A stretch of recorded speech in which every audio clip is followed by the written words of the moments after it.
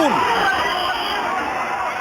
ক্ষমতা চলে যাওয়ার পর যদি এই অসভ্যতার নজির হয় যেখানে নেতাকে ছাড়াতে থানায় হামলা চালানো হয়, তো আমরা সিনেমায় দেখেছি। গত কয়েকদিনের লাগাতার একাধিক নেতার চেলা চামুন্ডাদের অসভ্যতার খবর করেছি। সংক্ষেপে বললে তৃণমূলী অসভ্যতা, যাকে সাধারণ মানুষই বলছেন। ডায়মন্ড হারবারের নজির ছড়িয়ে আনাচে কানাচে।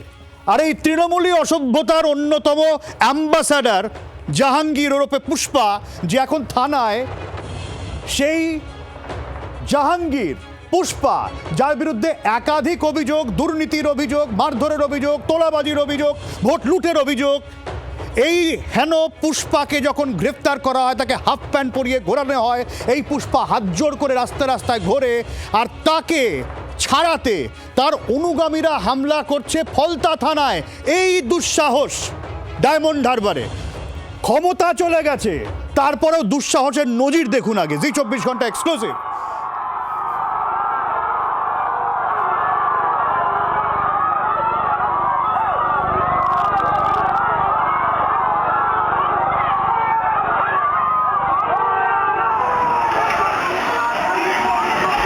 ভাবুন, ক্ষমতা চলে যাওয়ার পর যদি এই অসভ্যতার নজির হয় যেখানে নেতাকে ছাড়াতে থানায় হামলা চালানো হয়, তো আমরা সিনেমায় দেখেছি। এটাও আমরা সিংহামে দেখেছি, মনে আছে আপনাদের?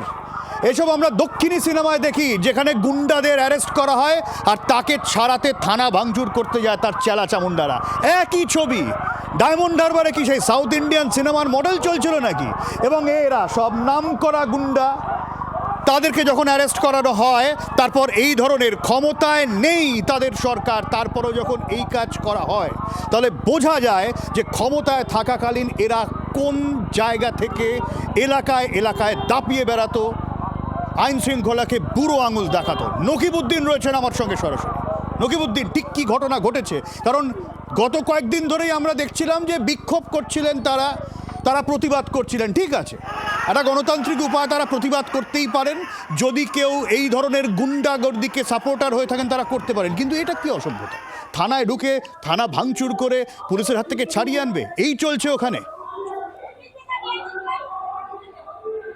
দেখো সব্যসাচী, তোমাকে বলে রাখি যে যে জায়গাটা এটা বিক্ষোভ, বিভিন্ন জায়গায় বিক্ষোভ হচ্ছে, থানার কাছে বিক্ষোভ সেরকম এরকম নয়। বিষয়টা হচ্ছে বনহগলা এবং নবপুকুরিয়া এবং যে সতল কলসা, এইসব এলাকায় কিন্তু দফায় দফায় বিভিন্ন জায়গায় বিক্ষোভ হচ্ছে। মূলত জাহাঙ্গীর খান যে তাকে গ্রেপ্তারের পরে 5 দিনে পুলিশ হেফাজত না হয়, তারপর সেকেন্ড বারে তাকে কোর্টে পাঠানোর পরে কিন্তু 6 দিনের পুলিশ হেফাজতে দেয়। এরপরে তাকে যে কোমরে দড়ি বেঁধে যে ঘোরানো হচ্ছিল, সেই ঘোরানোর ফলে কিন্তু এলাকার মানুষ, অর্থাৎ তার যে সাঙ্গপাঙ্গ বা তার যে সমর্থক আছে, তারা চাইছে যে এভাবে অপমানজনক ভাবে রাস্তায় তাকে ঘুরিয়ে এবং কান ধরে উদ্বোস খাওয়ানো, কান ধরে ক্ষমা চাওয়ানো, এই যে ঘটনাকে কেন্দ্র করে কিন্তু তার সমর্থকরা বিভিন্ন জায়গায় রাস্তা অবরোধ করেছে। গতকাল অবরোধ করেছিল এই ফলতা রোডে, এবং আজকেরও সেই রকম নবপুকুরিয়া যেখানে এই অবরোধ করে এবং সেখানে কিন্তু এই বিক্ষোভ দেখায়। এর ফলে কিন্তু সেখানে কেন্দ্রের বাহিনী যায় এবং রাজ্যের পুলিশ, ফলতা থানার পুলিশ যায় এবং লাঠি চার্জ করে তাদেরকে সরিয়ে দেওয়া হয় বলে এমন লাঠিচার্জ করার ফলে কিন্তু এলাকার যে যারা বিক্ষোভ দেখাচ্ছিল, এই বিক্ষোভ দেখানোর সময় তারা কিন্তু পুকুরে পড়ে যায়। সেইটাই কিন্তু সিসিটিভি ক্যামেরার মাধ্যমে আমরা দেখতে পাচ্ছি। মূলত তাদের দাবি জাহাঙ্গীর খানকে মুক্তি দিতে হবে, পাশাপাশি তাকে যেভাবে এই যে কোমরে দড়ি বেঁধে ঘোরানো হচ্ছে ফলতার বিভিন্ন জায়গায়, এটা করা যাবে না, এটা আইনসঙ্গত নয়। তাদের দাবি, সেই কারণে তাদের যে এই জাহাঙ্গীর খানকে মুক্তি দিতে হবে, এটাই দাবি তুলে কিন্তু এই বিক্ষোভ। আজকে সকাল থেকে বিভিন্ন জায়গায় এভাবে বিক্ষোভ দেখা গেছে। মূলত এই সরাহাট এলাকায় তাকে ঘোরানো হয়েছিল, সেই ঘোরানোর ফলে কিন্তু এই এলাকার মানুষ যারা তার সমর্থক ছিল, তারা কিন্তু একাংশ ফুসলে উঠছে।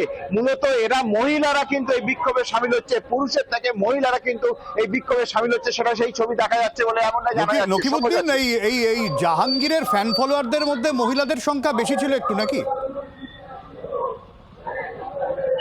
সেটা তো এই ছবিতে দেখা যাচ্ছে, কারণ তুমি জানো যে বিক্ষোভে কিন্তু সেভাবে পুরুষের সেভাবে না দেখা গেলেও এলাকার যে মহিলারা আছে, গ্রামের যে মহিলা আছে, তার এলাকার যে মহিলারা আছে, মূলত পিছন থেকে কোনো এক ব্যক্তিরা তারা মদত দিচ্ছে মহিলাদেরকে সামনে এগিয়ে দেওয়ার জন্য।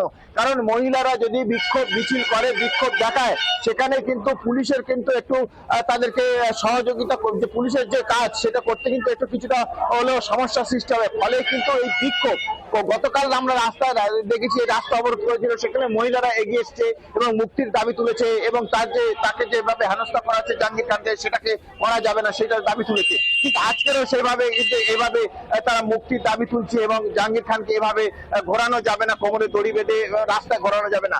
ফলে মহিলারা একটা বিষয় আমরা ধরে নিতে পারি, যখন এই ধরনের একজন কুখ্যাত ক্রিমিনাল বলা চলে, যার বিরুদ্ধে এত এত অভিযোগ, তাকে যখন এইভাবে অ্যারেস্ট করা হচ্ছে এবং তার বিরুদ্ধে তার সাপোর্টে নেবে যখন তারা রাস্তায় প্রতিবাদ করছেন, তাহলে অন্তত বলা চলে তাদের মানে জাহাঙ্গীরের প্রতি তাদের আনুগত্যের সীমা পরিসীমা নেই। সেই কারণে তো তারা সাহসটা দেখাতে পেরেছেন এই অবস্থাতেও, মানে অসম্ভব আনুগত্য এদের। একদমই। দেখো সব্যসাচী, যিনি এই বিধানসভা জুড়ে যার দাপট ছিল জাহাঙ্গীর খানে, তার ব্যক্তিগত ফ্যান ফলোয়ার থাকতেই পারে। আচ্ছা নকিবুদ্দিন, তুমি একটু সঙ্গে থাকো। অভিজিৎ দাস ববি বিজেপি নেতা আমাদের সঙ্গে রয়েছেন। আমি একটু অভিজিৎ বাবুর কাছে জানতে চাইবো ঠিক কি হয়েছে আজকে, যে ফুটেজ আমরা এই মুহূর্তে দেখাচ্ছি, আপনিও ফেসবুকে পোস্ট করেছেন, ঠিক কি ঘটনা? দেখুন, এই ফলতা জুড়ে প্রচুর রোহিঙ্গাকে আশ্রয় দেওয়া হয়েছিল গত 8-9 বছর ধরে। এই বিভিন্ন কমপ্লেন আমরা করেছিলাম। এই যে যারা গতকালকে থেকে এই বিভিন্ন জিহাদি, তারা মুসলিম এরিয়াতে মধ্যে গিয়ে জিহাদি লিডার, এরা মুসলিমদের সংঘবদ্ধ করছে যে একটা মুভমেন্ট করার জন্য, একটা অশান্তি রায়ট করার জন্য।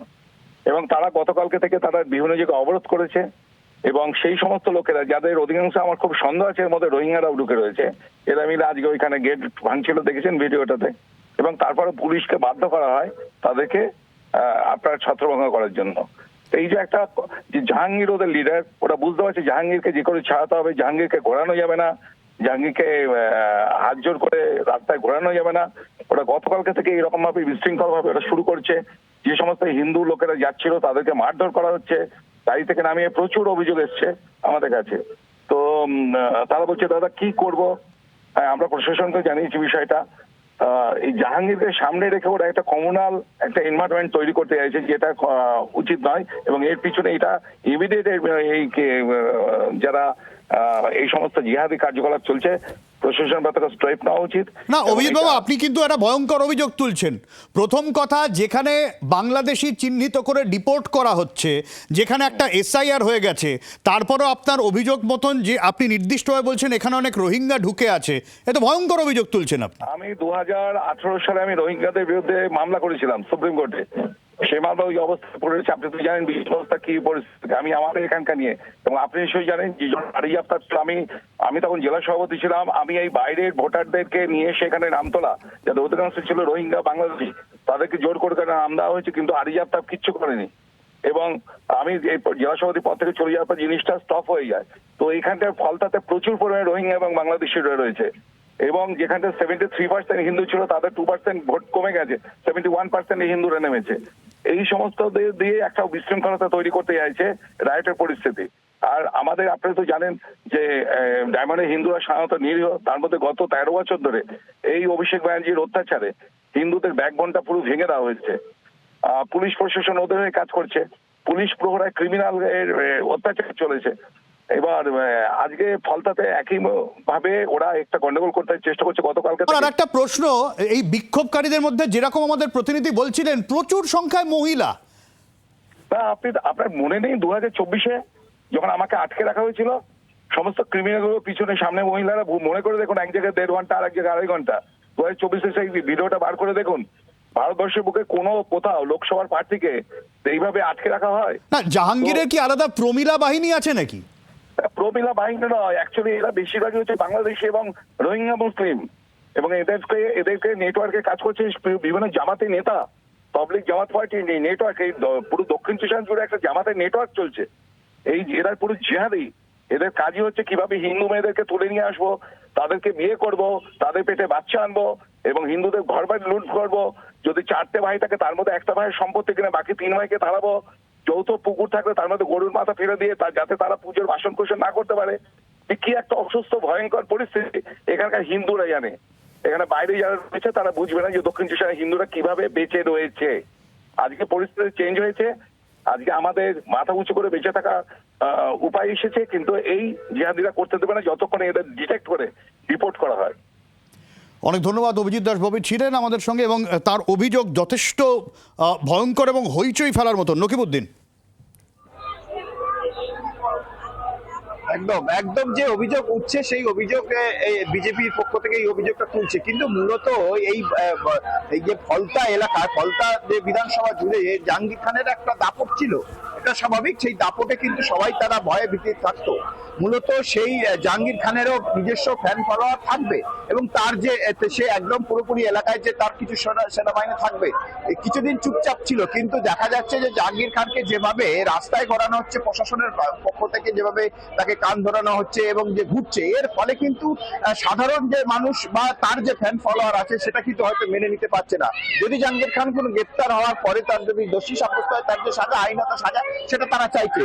পাশাপাশি এভাবে জনবহুল এলাকায় সেভাবে জাহাঙ্গীর খানকে এভাবে ঘোরানো কিছুতেই তারা মেনে নিতে চাইছে না বা মেনে নিতে পারছে না। ফলে কিন্তু মহিলারা এই বিক্ষোভ দেখাচ্ছে। বিক্ষোভটা কিন্তু একটা জায়গায় বিক্ষোভ হচ্ছে না, বিক্ষোভ হচ্ছে ফলতা জুড়ে বিভিন্ন জায়গায়, এবং একদিন হচ্ছে না, এটা হচ্ছে গতকাল থেকে এই বিক্ষোভের কারণ শুরু হয়েছে।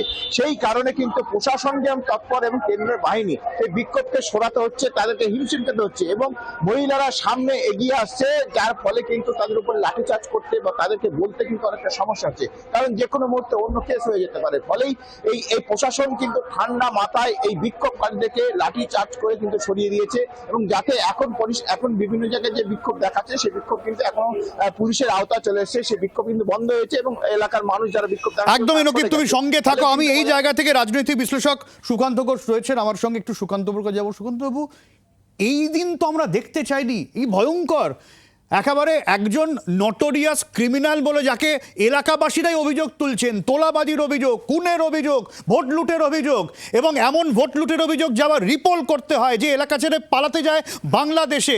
এই ধরনের একজন মানুষকে ছাড়াতে এত লোক রাস্তায় নেমে পড়ছেন পরিবর্তনের পরেও। তার মানে এরা কতটা মরিয়া। এবং ঘটনা হচ্ছে জাহাঙ্গীরে কিন্তু সহধর্মিনীও এই আন্দোলনকে নেতৃত্ব দিয়েছেন।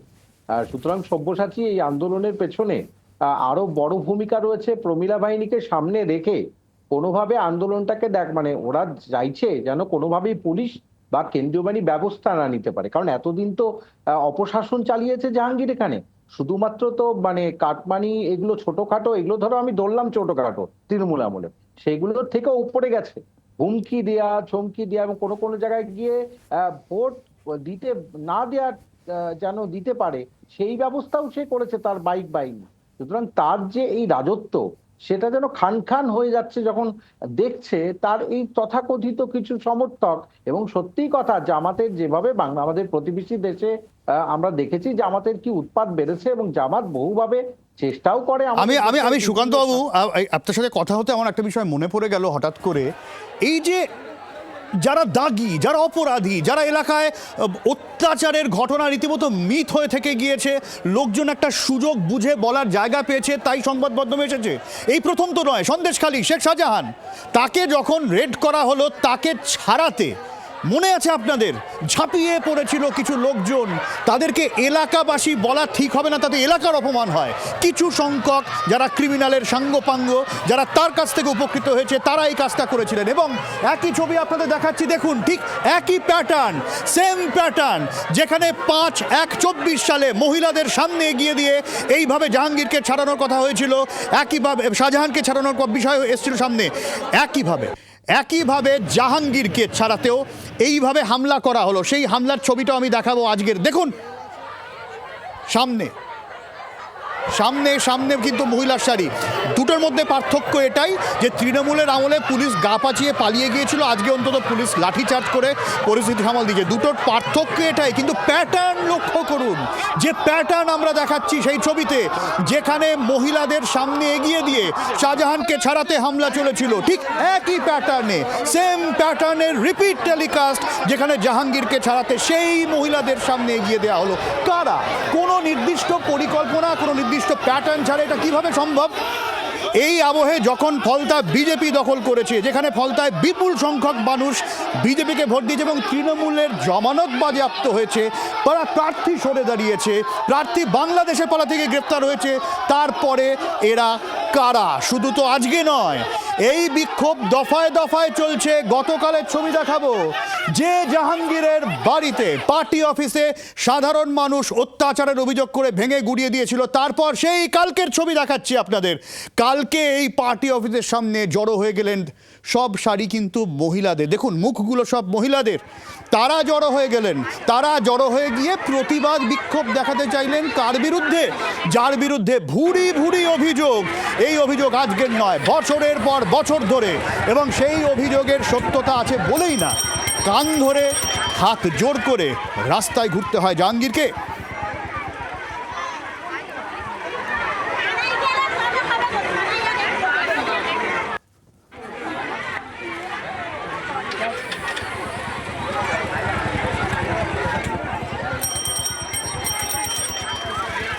সুগন্ধবাবু, অদ্ভুত প্যাটার্ন লক্ষ্য করছি আমি। দেখুন, ওই মহিলাদের সামনে এগিয়ে দিয়ে এই একই ধরনের প্যাটার্ন, ছাড়িয়ে আনার চেষ্টা, হামলা করে ছাড়িয়ে আনার চেষ্টা ক্রিমিনালকে। না, সেটা ভাবছে যে তৃণমূল কংগ্রেস এখনো ক্ষমতায় আছে, সেটা তো নেই। এবং পুলিশ, তুমি বলছো কিভাবে মানে লাঠি উঁচিয়ে কেন্দ্রীয় বাহিনী লাঠি উঁচিয়েছে বলেই গতকাল পুকুর দিয়ে পার হয়েছে এই বিক্ষোভকারীরা, পুকুরে ঝাঁপও দিতে বাধ্য হয়েছে। এটা বেসিক্যালি চেষ্টা করছে যেন তেন প্রকারেও একটা ভয় ভীতি তৈরি করে পুলিশ প্রশাসনের কাজকে বাধা দেয়া।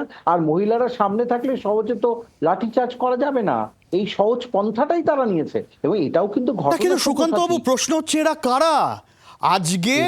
আজকে একাধিক তৃণমূল নেতাকর্মী যাদের বিরুদ্ধে এলাকাবাসীরাই অভিযোগ তুলেছেন, তারা কেউ লুকিয়ে আছেন, কেউ ঘর ছাড়া। এরকম তো রাজ্যের আনাচে কানাচে কোনায় কোনায় ঘাপটি মেরে বসে রয়েছে এখনো পর্যন্ত। সুযোগ বুঝেই তারা এরকম ভাবে দাঁত নখ বের করবে, এটা তো ফলতা প্রমাণ করে দিল। ফলতায় তুমি দেখেছো যেভাবে বিক্ষোভ করেছিল, যে তারা ভোট দিতে পারছিল না, হিন্দু জনজাতি সহ অনেকেই। এবং এটা ত্রাস ছিল জাহাঙ্গীর খান, এবং সেই জাহাঙ্গীর খানকে যারা বাঁচাতে এসে তাদের আদৌ কি এই ভারতের নাগরিক?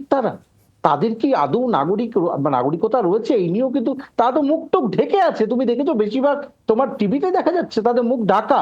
এবং আদৌ কি তারা এই অঞ্চলের বাসিন্দা? এই প্রশ্নগুলো থাকছে, একদমই এই প্রশ্ন থাকছে, এবং এই প্রশ্নের উত্তর খুঁজে বার করার দায়িত্ব রাজ্য প্রশাসনের। কারা এরা?